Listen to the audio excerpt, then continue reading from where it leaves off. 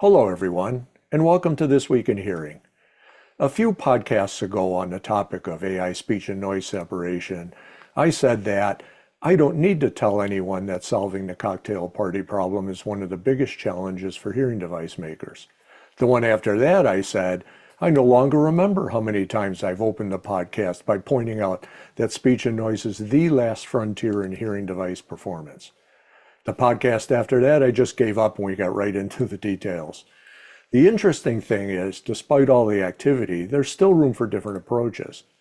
For example, straight speech and noise separation doesn't work if there's a loud person nearby that's making it hard to hear your companion. That's where today's guest comes in. Shyam Gollakota is a professor at the Paul G. Allen School of Computer Science and Engineering at the University of Washington and a serial entrepreneur in digital health. Shyam, before we get into your team's approach to the cocktail party problem, please tell everyone a bit about your history and background. Yeah, thank you so much, Andrew, for having me on this podcast. I'm a professor at the University of Washington in the computer science department, and have been pretty interested in how we can use mobile technologies and more recently AI to really create new human AI interfaces and human AI augmentation of our senses. And in the case of what we're going to talk about today, how do you create something like super hearing? Or enhancing our hearing capabilities, this can be pretty transformative because AI, that's where AI and humans can be augmented to enhance the way we sense our environment. And that's a pretty exciting future, in my opinion. Oh, I quite agree. And as an actual hearing impaired person, these improvements in use of AI for the hearing case haven't come fast enough. And I'm sure a lot of people will agree. Now, in particular, you've prototyped a device which creates a sound bubble, which allows voices inside the bubble to be heard while rejecting voices outside of it. Is that correct?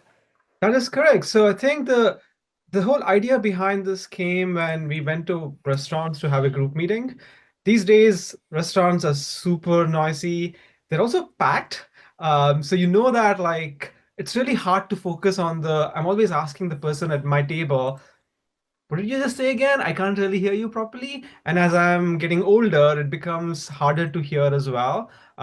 So imagine you're being in such a busy restaurant and having the ability to listen to everyone at your table, but suppress all the speakers and the noise who are not close to the table. And that's exactly what we did here. We created a headphone device that allows the listeners to create what we are calling a sound bubble around them, where speakers outside the bubble are kind of suppressed and noise outside the bubble is suppressed. But this bubble can be said to be 3 to 5 feet. But then people inside the bubble or sounds from inside the bubble can be heard very clearly. Okay, so you can adjust the size of the bubble going from 3 feet, roughly a meter, to say 6 feet, 2 meters, and anything in between. Yeah, so we started off by saying, okay, so let's start with the fixed bubble size, which is, let's say we set it to 1.5 meters, for example. And then we were like, okay, maybe we can actually do multiple bubble sizes. So we did it three different discrete bubble sizes, 1 meter, 1.5 meter, and 2 meters. And then we were like, do people really know what 1 meter means? Do people really know what 2 meters really means? So then we finally basically decided in the paper, we actually showed all these different things where we showed that we can actually set it to any arbitrary value between 1 and 2 meters. And so you can potentially have a slider where you can just increase the slider as long and you can increase the slider until the person who you want to hear is within the said bubble without having to figure out what is 1 meter, what is 1.5 meters, what is 2 meters, and so on. Okay, nice. And I should mention that we're going to put in the show notes two things. One is your peer-reviewed paper in Nature, and then there was also a summary written and published by the university. We'll include them both. Now, when you talk about being able to adjust the bubble, the size of the bubble, how sharp is the border of the bubble? In other words, how quickly does sound fall off as someone migrates out of the bubble? So we did a pretty extensive study both in simulations and in the real world as well. And it turns out that this really depends on the room you're in and the reverberations of the room you're actually in. And that's the reason why it's really hard to say what exactly 1 meter is. But what we saw was that the variations across the rooms was around 10 centimeters to 15 to 20 centimeters. That was the range. So when we asked people to basically walk into the bubble, and say when exactly this you could suddenly start hearing the person in the bubble and not hear the person within the bubble. We saw that if the bubble was say 1.5 meters, that particular range was between 1.55 to 1.44 meters. So it was basically around 10 centimeters of variability. It could increase, but if it's a really reverberant room, it can go up to 20 centimeters. But I don't think that really a practical application, whether it's 10 centimeters or 20 centimeters, it is not really going to make a big impact because you're just going to set it to like to include the person who is within your size, and it's just going to include all the sounds in that particular bubble. So the variability, the range is actually pretty good. But if somebody is just outside the bubble, how much has their voice fallen off? In other words, if somebody is near the bubble but not in it, is it a gradual decline or is it a very sharp cliff where they're either in the bubble or out? It is a pretty sharp decline in the sense that as soon as it's interesting because right when you're at the bubble, things start becoming you can start hearing the voice slightly and it's like hearing some garbled voice of the person. But as soon as you enter, it almost feels like you're entering a barrier. You experience the whole thing if you come here and wear the headphone itself, and suddenly you hear the voice really clearly. But there is this interval of between 10 to 15 centimeters. It's hard to really tell exactly what that duration is, that distance is. But during that distance, it's you're getting in and out of the person. You're getting the voice in and out. Kind of that's basically the experience you're seeing in practice, where you're hearing a bit of the person and it's kind of garbled. But as soon as you enter the bubble, everything is perfectly clear. And as soon as you get out of that tiny region of 10 to 15 centimeters, everything is basically falls off completely. And I saw that you're achieving 49 dB of reduction outside the bubble versus within, which is a huge number. How much variability is there in that with regard to different rooms and so on? So that number is pretty consistent. This is based. So there are two different numbers. One of them is what the algorithm can achieve and what the person can hear because you're using a noise canceling headset. So the algorithm itself is very sharp in terms of just removing all the sounds which are outside the bubble. And it's very consistent across the rooms that it's basically above the 40 dB threshold. You might have a variability above 40 dB, but 40 dB is almost pretty high. But the other limiting factor which people should be aware of is when you're wearing noise canceling headsets, your algorithm might be canceling out everything and then playing it inside. But it's also the fact that noise is leaking through your not you're not actually it's not a perfect suction cup, so you're still having some noise sound leakage. So you're kind of limited at that point by not the 40 dB cancellation of the algorithm, but how good your noise canceling headphone really is, and that's around 20 to 25 dB. That's basically what typical noise canceling headsets do. The story is of course different. You have if you have hearing loss where you don't need a noise canceling headset at that point. But yeah, that's a little picture of what we're able to achieve. The machine learning algorithm itself can basically eliminate the signal, and people who are outside the bubble, it's 40 to 50 dB. But what's being played into the ear removes all the sounds. But because the headsets are not perfectly sound isolating, you still have some leakage, and that's basically the net effect is that you're getting around 20 to 25 dB cancellation because of noise cancellation as well. Right. Okay. So yeah, you can see then how that affects a couple of different use cases. If I am a normal or say moderately hearing impaired person who has trouble hearing speech and noise, uh, I might use an enabled consumer earbud, and now you can get pretty good noise cancellation that'll go deeper than 25 dB, and almost more important, extend out into higher frequencies so you're canceling more of the voice spectrum. And then your device is going to let in what I want within the bubble. Now, if I'm more severely hearing impaired, well, and I am more severely hearing impaired, then you really what you're doing is you're providing some SNR improvement by only amplifying the voices within the bubble. I'm still going to hear more of everything, but the voices within the bubble will be amplified, and the voices outside the bubble will just be natural pass-through. So you'll still get some speech and noise improvement. And I suppose at this early stage, you haven't studied how much that is. We are working on that right now. We are actually working on right now with like hearing loss patients as well, to see how much improvement you're getting. Of course, as you mentioned, it really depends on the degree of hearing loss, and you might need different noise isolation based on the hearing loss as well. So we are basically evaluating all those factors. But I think it goes back to one of the questions you basically raised, the way you introduce the whole thing, saying that existing almost everything out there is doing speech enhancement or noise reduction. All the like the latest headphones or like the hearing aids, when they say they're AI, they're effectively all they're doing is basically reducing the amount of noise in the environment. They're denoising. This is what's called denoising, and basically amplifying the speech in the environment itself. But what is actually the harder problem is what, as you mentioned, the cocktail party problem, where you have a large number of different people, speakers, who might be louder, who might be the similar amplitude, and you're trying to listen to a subset of speakers amongst these larger number of speakers in your environment in the first place. And this is not just a denoising, because denoising would just remove the noise but let all the speakers in. But that's not what you're trying to do in a, for example, in a restaurant scenario or in a cocktail party, so to say. You're listening to a specific set of people, and the question, it becomes a user interface problem, which is, how does a user determine and tell the device which subset of users that the AI should actually focus on, right?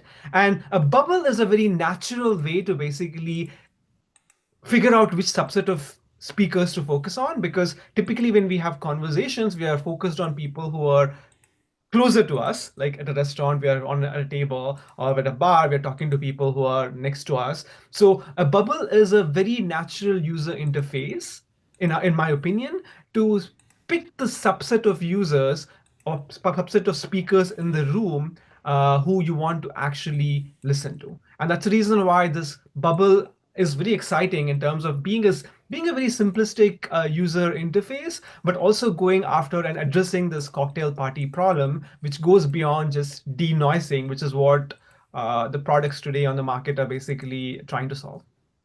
Now that makes perfect sense, but it also raises a question. You used the, I was going to say, for anybody who's been in a cafe in Paris, you know how the tables are on top of each other. Your example in the bar, if I'm sitting at a bar stool facing my companion, and on the next bar stool over, the same distance away but behind me, is a very loud person talking. So I'll have to let them both in the bubble unless you can put some directionality to the bubble. Can you shape the bubble? For example, could I do a cardioid pattern which lets in things from the side to the front but not the back? Can you do that? That's a really good question, and yes, we can do that. The reason why in this work we focused on the bubble is because when we started out this project, it was unclear if we can get distance perception. Primarily because humans, it's well known that human auditory system is not really good at perceiving distance through sound.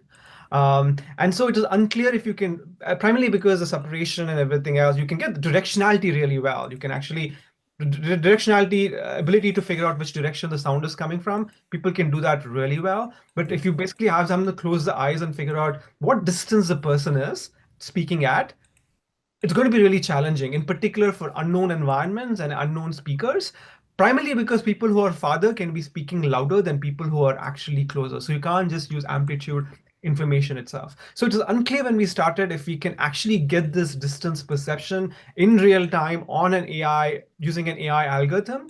And what we have shown that in fact you can actually learn the distance information, not just for a single source, but multiple sources all in real time within like less than 10 milliseconds, and create this bubble.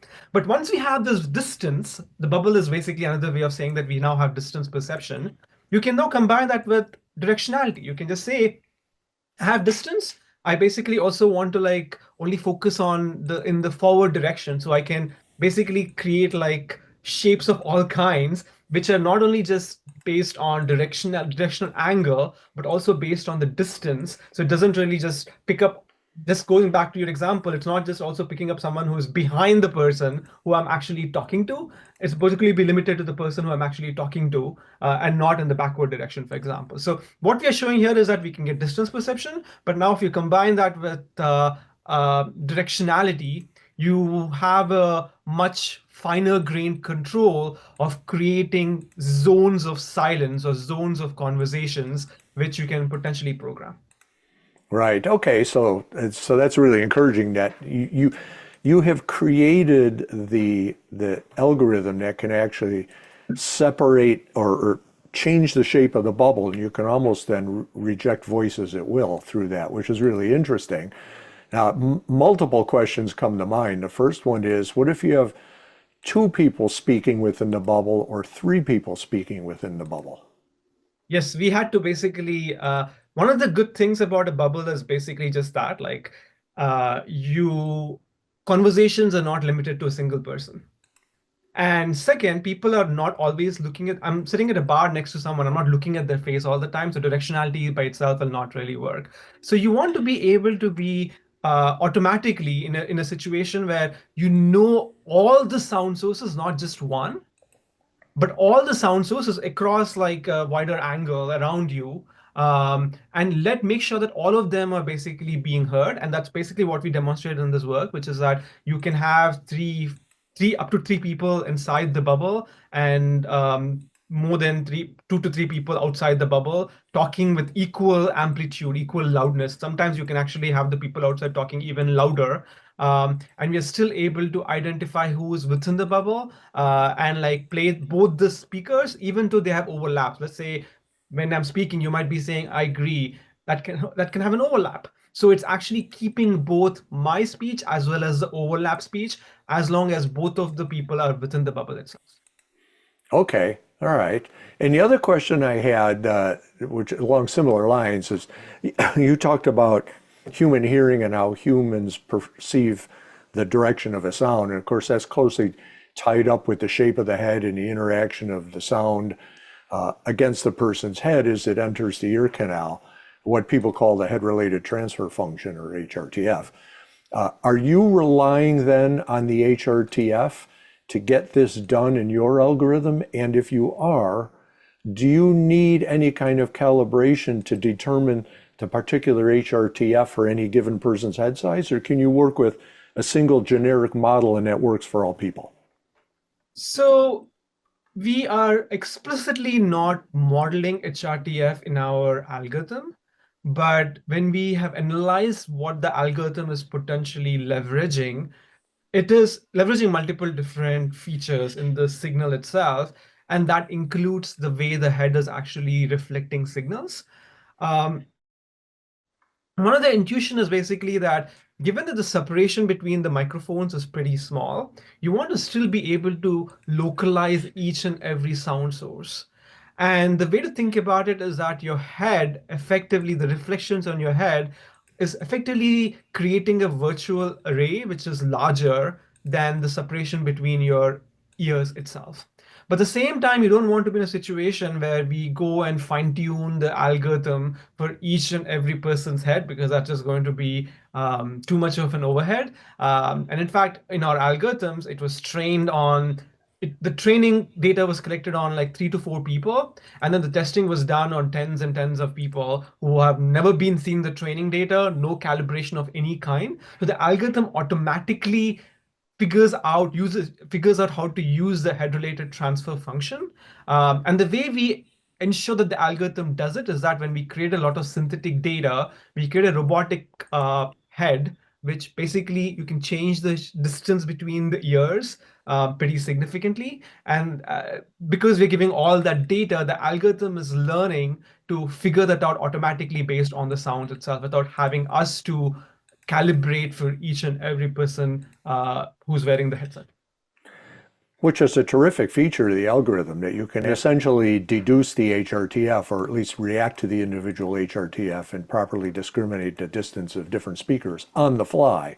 And so if you have multiple speakers talking at the same time, two or three, you're able to do that dynamically for all the speakers then, correct? We can do that dynamically for all it's plug and play first. You don't need to calibrate for any single person's head. Second, you can have multiple people. It's basically letting all the people within the bubble through, including overlapping speech and everything else, which is extremely important, by the way, because back channeling is a very important way in which people communicate. When I say I agree and so on, these things which overlapping speech, very, very important to convey intent and whether the person is on the same page as you or not on the same page as you. The third thing is that we also can deal with dynamics, which people entering the bubble and leaving the bubble.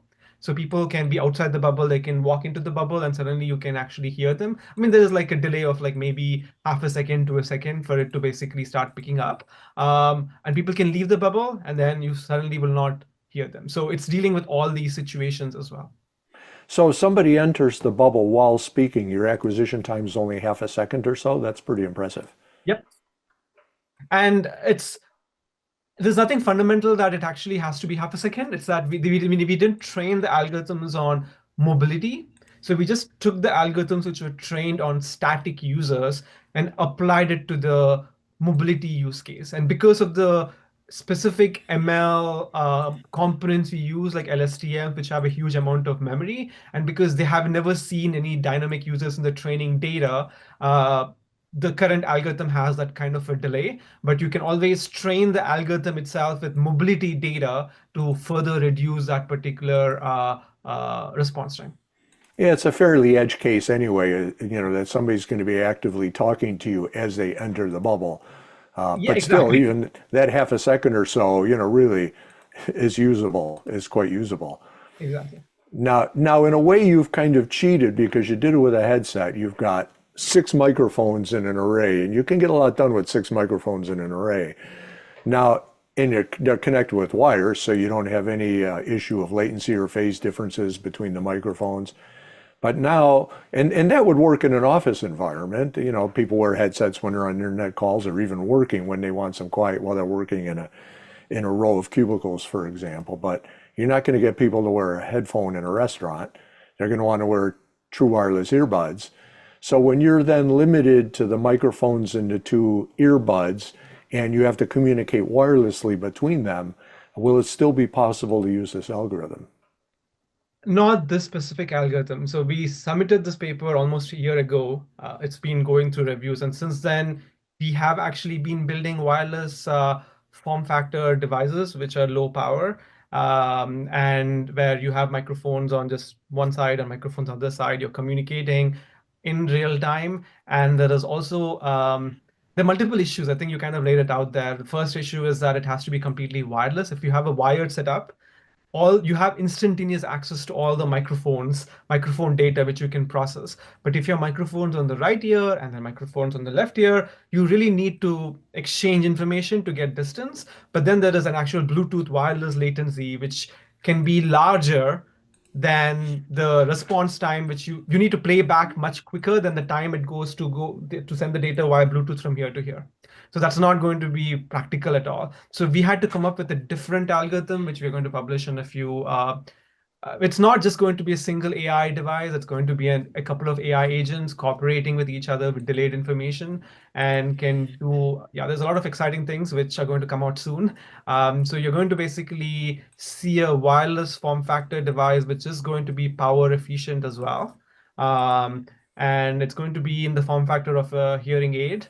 Um, Lots of challenges to which we had to address over the last year to go from this headphone form factor device to something which is completely battery powered and a wireless hearing aid form factor. But um, wait for 6 more months. It's going to be all these things which you're talking about are going to be in that form factor. Oh, excellent. And so the basic functionality would be the same. Obviously, the algorithm's got to be completely different for the wireless case with microphones in each ear, but the algorithm, the end result will be basically the same. Yep. Now, I wasn't going to bring up power consumption because the Raspberry Pi is not meant to be power efficient, right? It's a desktop thing that's Yep. a hog on power. But the implication here is that you can run your model or the new model for true wireless on something commercially available for earbuds like Sentient or Greenwaves is producing. Is that correct?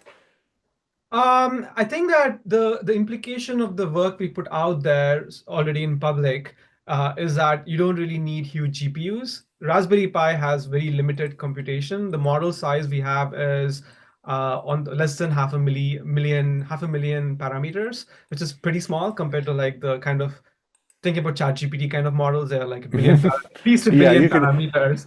you could have a Uh, lot of parameters when you have a cloud behind you, right? But exactly. half a million parameters, right? There It's are not a chips lot. capable of swallowing a half a million parameters. But there is also the other issue that when just counting the number of parameters is not good enough, is what we have learned when we work with some of the state-of-the-art AI chips or headphone chips, for example, because you can have really, really complex operations like LSTMs and so on in ML, which have a least number of parameters, but are computationally not supported because they are very complicated.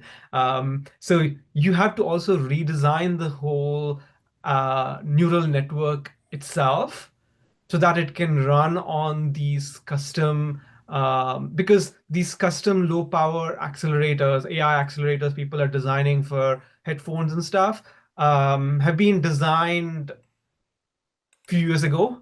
And by the time the next generation of these things come out, it's going to be at least 3 to 4 years because hardware moves much slower than software itself. But we have now finally one of the things which I was going to mention, we it's going to come out is that's another big challenge we have had to solve, which is going to come out soon. Okay. Okay. This can be So really it's exciting very and it it's not just it's just not like, oh, I can take this algorithm and run it on these platforms, primarily because when we went out starting off, it's like, oh, we only have half a million parameters. Of course, we can run it on your on these kind of platforms. But then it turns out that, oh, that number doesn't. I mean, you don't want to be at a billion parameters. You can't do that anyway. But just because you're less than a million parameters doesn't mean that you can run it on these platforms because you could be using operations which are not amicable to these uh, low power AI accelerators. So you need to rethink the architecture. So we had to come up with we are coming up with a completely different architecture to solve these problems. And but yeah, if you ask me, in January, if you would have been able to gotten this on a wireless earbud or like a wireless hearing aid, I would have been like maybe in 5 years. But now I can tell you that we are a month away.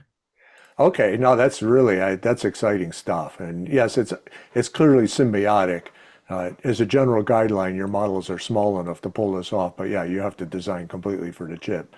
I think most people listening here will understand that and wait with bated breath to see how this works in a TWS because when you think about it, there are actually quite a few people who don't have hearing loss but have trouble hearing a noise.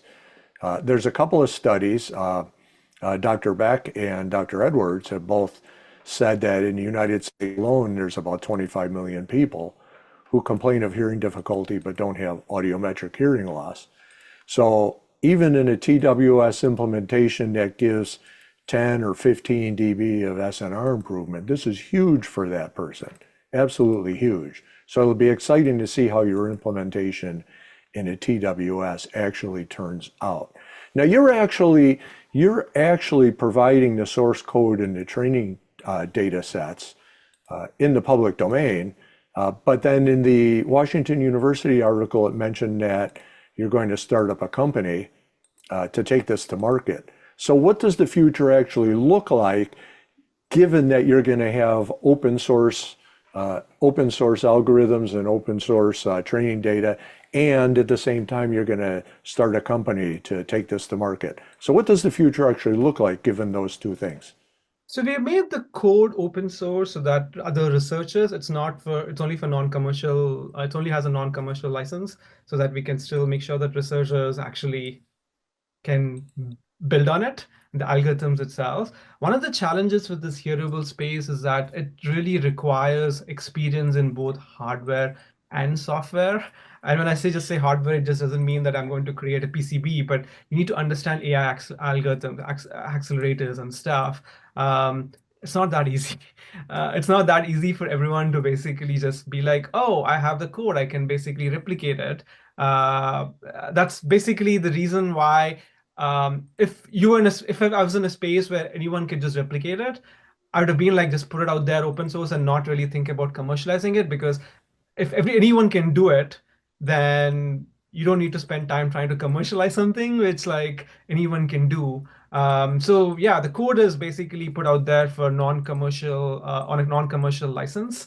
And the data set, the synthetic data sets and stuff is all non-commercial. But if you want access to the real world data, it turned out that there is no distance-based real-world data, so we had to build a whole robotic platform to collect it at a large scale. That is not public. You have to reach out to us, and we only give access to you if it's a non-commercial research only use case. But I think taking a step back, the bigger issue here is that, as you know, in the hearing space, one of the reasons why AI hasn't really taken off is because you're constrained by the compute and the real-time requirements of something like this. You need to process your audio within less than 8 milliseconds.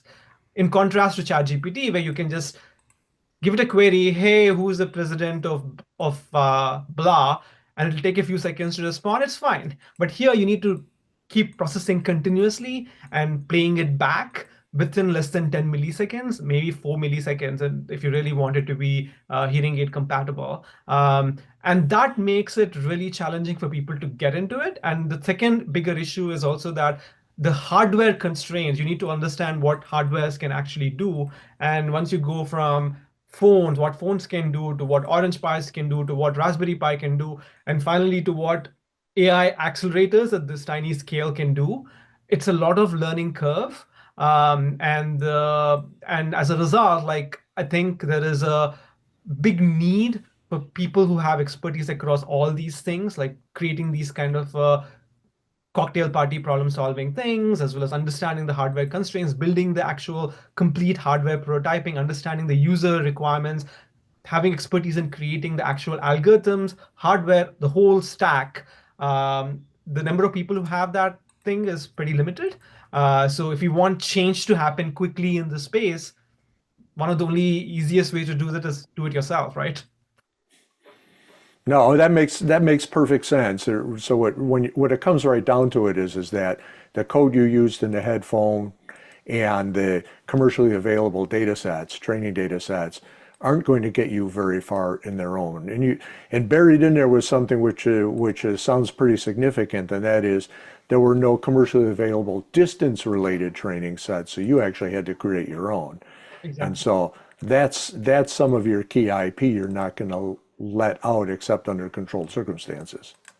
That, as well as the fact that we have all the neural networks which we're designing for hearing aid and wireless earbud form factor devices, which are different from what is published, which are going to be which we didn't realize that it's going to be different, and now it's going to be you need to share, and like this, it's a completely different architecture now to get it to a wireless thing, which is going to be power efficient. So there is not just data set, but there's a whole um, figuring out how to do quantization. There's a whole thing here, which is because you can't really run things on floating point. I mean, I don't want to go into technical details here, but like there's so much technical details of getting it into a power efficient and a wireless form factor device where the existing things we made public don't really, you can't just take them and make it work. It's years and years of work to get there.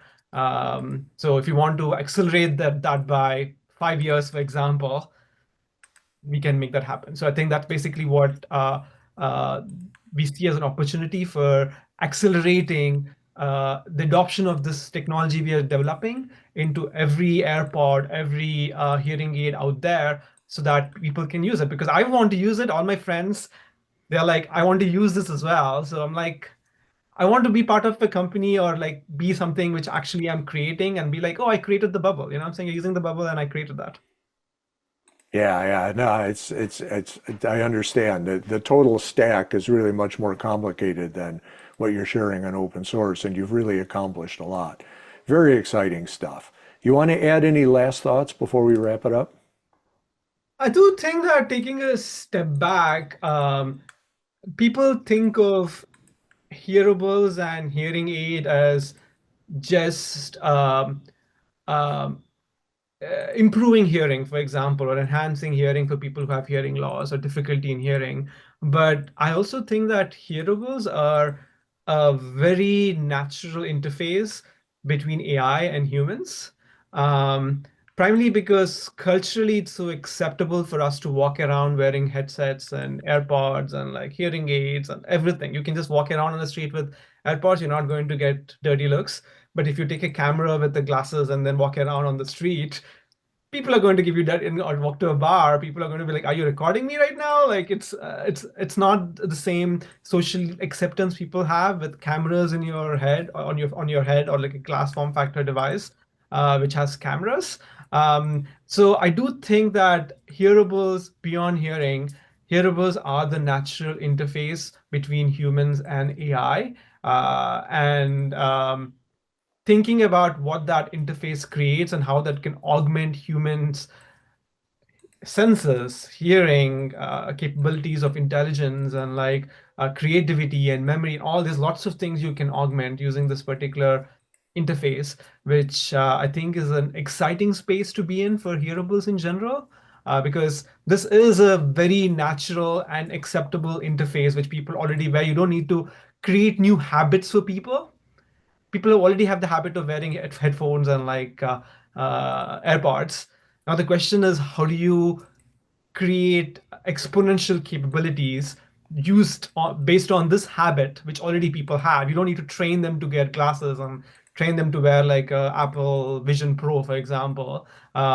So I do think that the kind of things people can do with hearables go far beyond just enhancing hearing, and that's where I think this is a very exciting space to be in, I think.